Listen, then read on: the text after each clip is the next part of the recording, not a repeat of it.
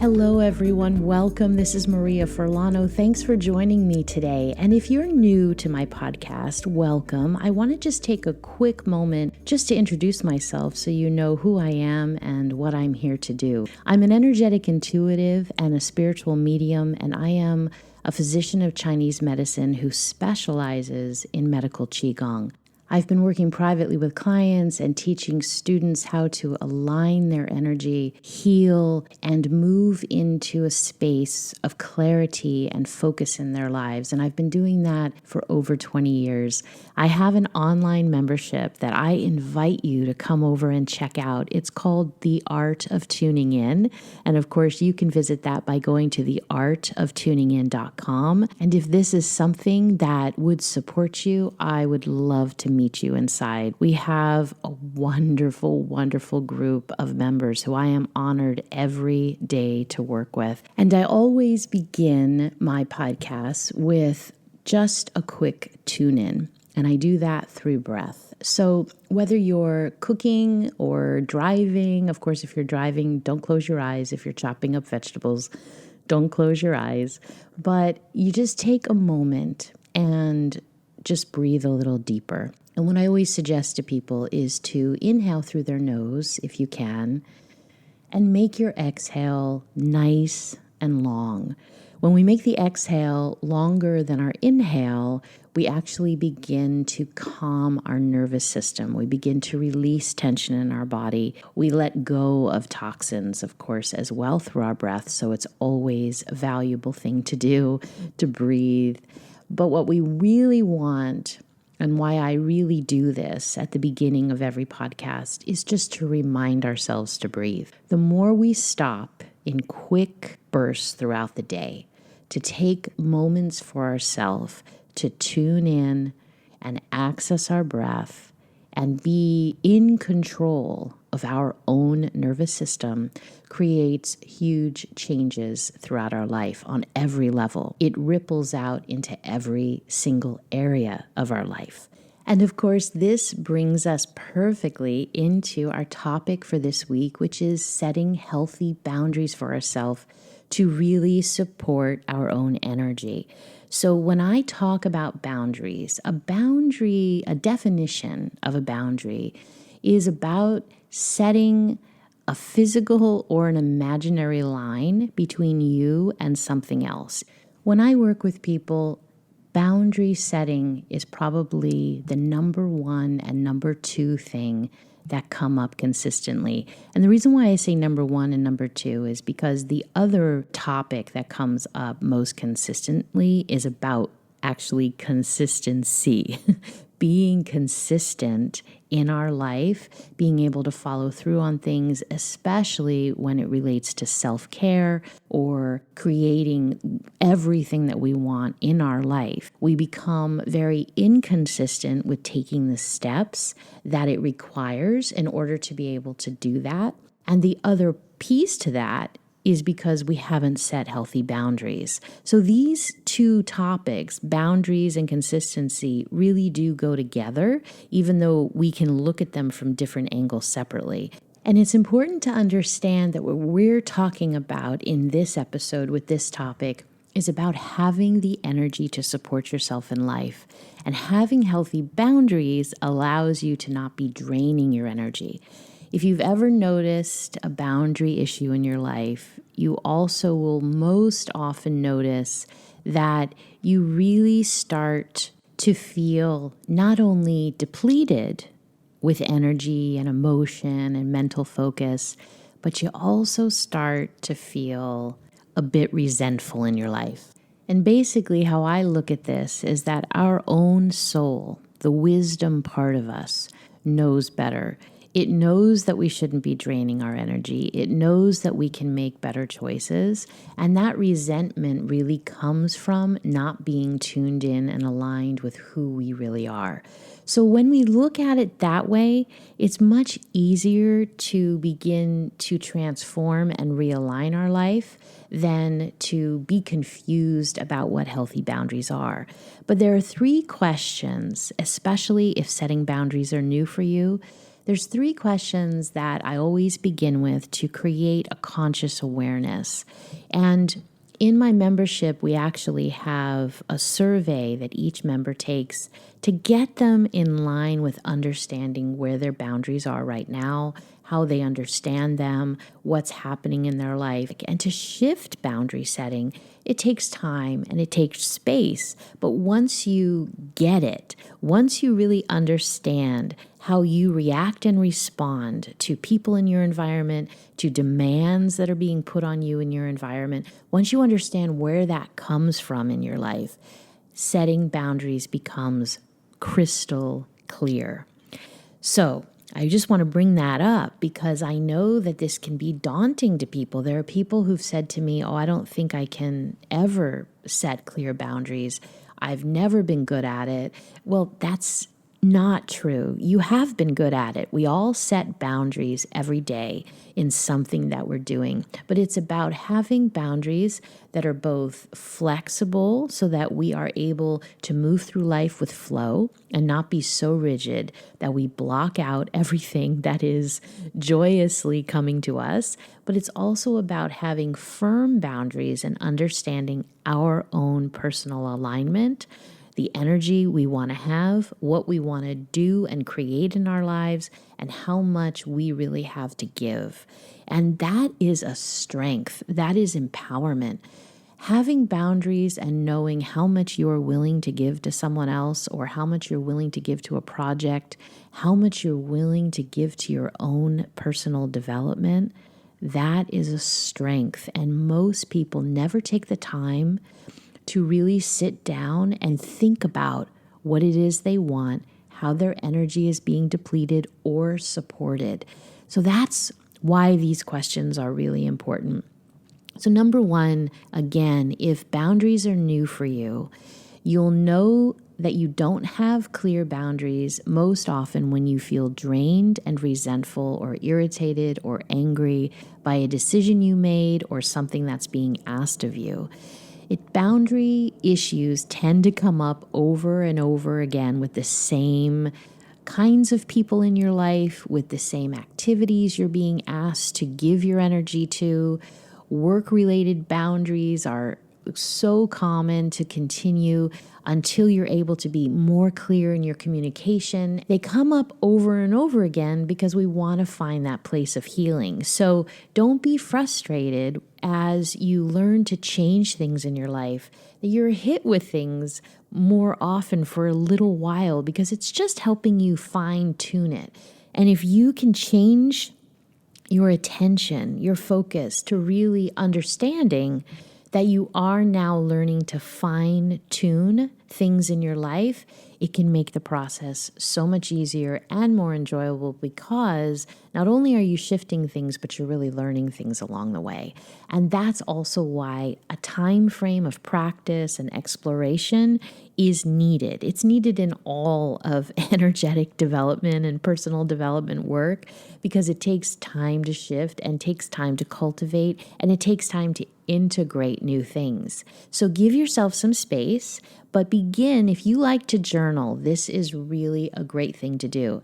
Journaling is amazing. You know, I've only met a few people in my life who really don't like to journal.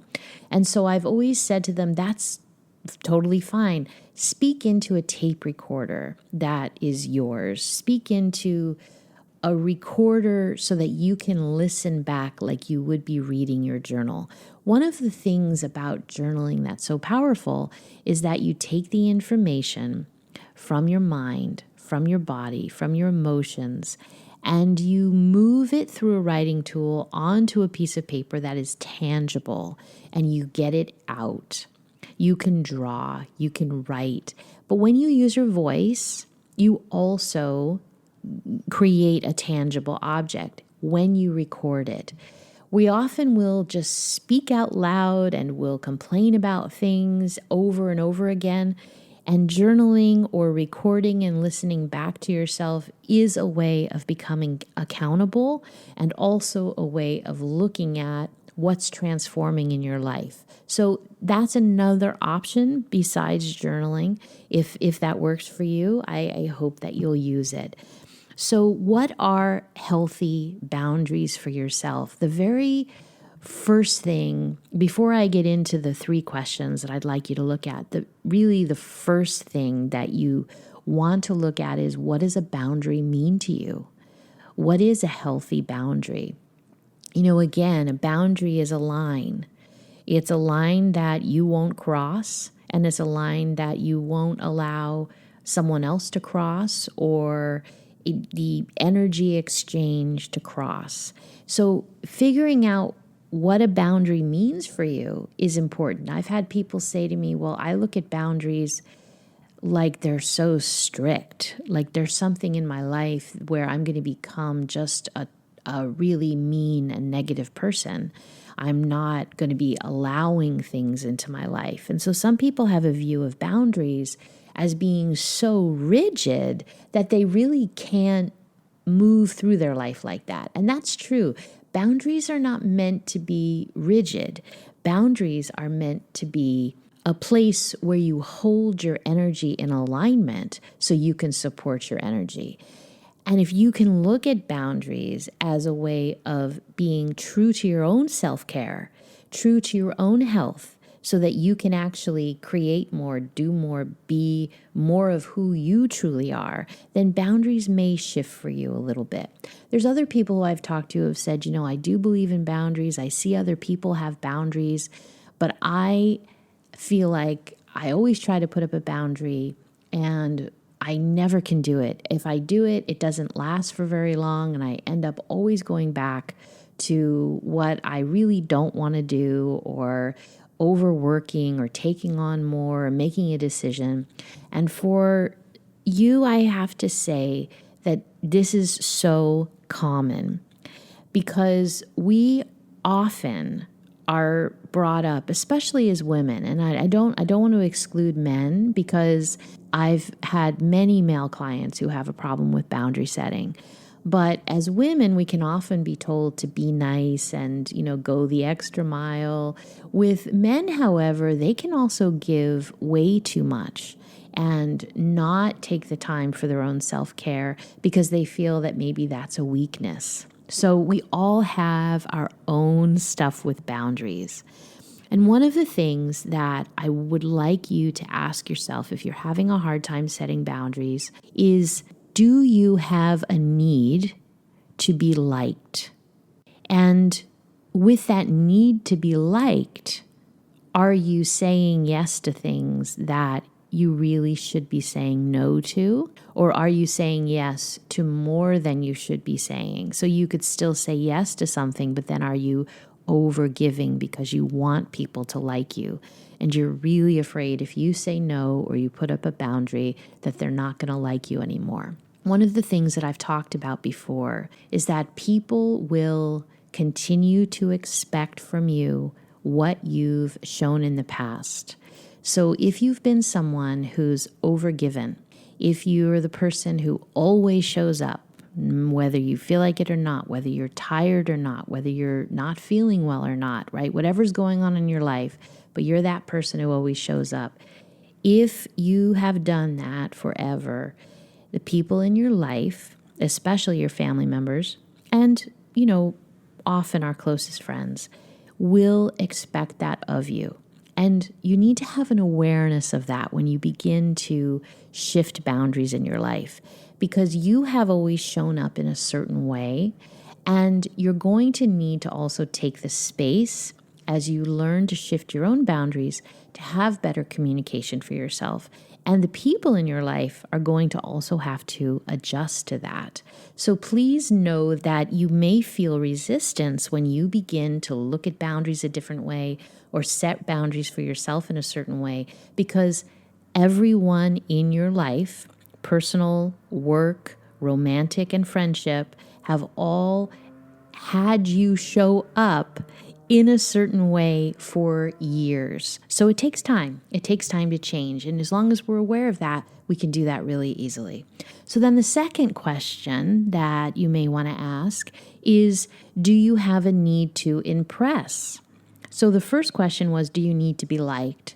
And other people have something about needing to impress. So they always want to be the person who impresses other people, who shows off, who's admired. And that can cause us to not have healthy boundaries and constantly try to prove ourselves, right? So impress and prove ourselves. Those are something else that are very common that come up with boundary setting and lack of boundary setting. And then number 3, do I always have to be accommodating and nice to others? Again, this is something that I would say is more often leans towards women feel this way and how they're brought up. But I have had many male clients, again, who have trouble with boundary setting. And one of those issues is they really want to be the nice person. And of course, a lot of this is about how we're raised, family that we're raised in, and how we've interpreted how we should behave in our life. So if you're someone who is constantly accommodating, what would happen if you took care of yourself and you trusted that that other person or situation could actually take care of itself? What would happen if you just couldn't be available? What would happen? And I say that over and over again to people. What would happen? What would happen? If we made a different choice, whatever project or relationship would have to make a different choice too.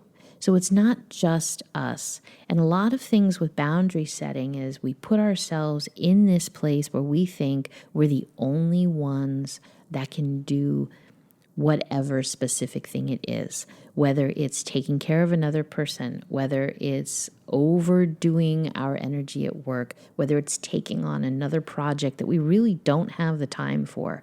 So it's all about our own little bubble. And when we start to change boundaries, we have to understand that there is a world here, there is a team of people. There are always more people who can take on other projects, who can help.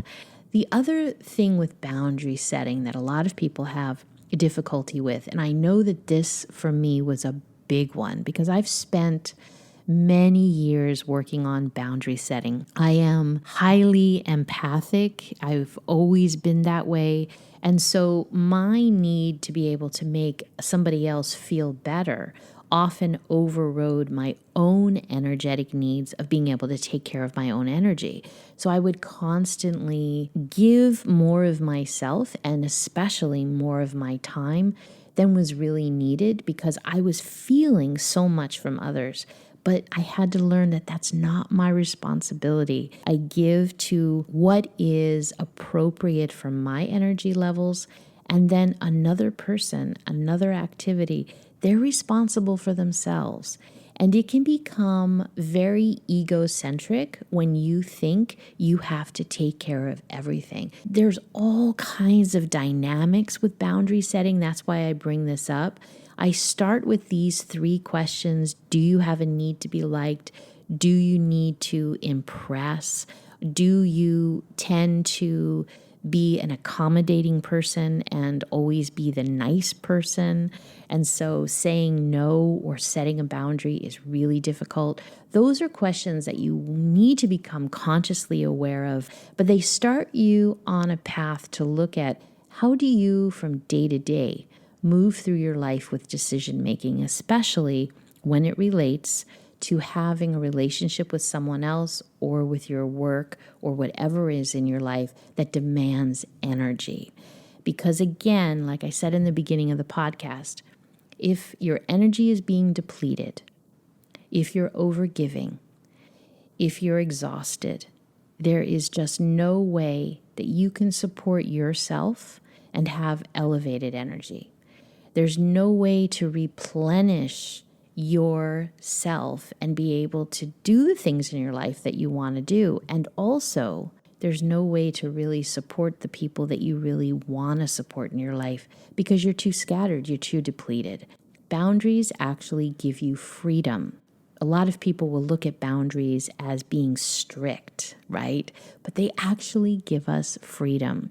So as a side note, if you could just explore how your boundary setting, how your boundaries for yourself in your life might give you a new sense of freedom, that is a wonderful tool and exercise to explore. If I were to set this boundary in my life for this particular activity, how would that give me freedom? How would that give me freedom in my energy? How would that give me more freedom with my time?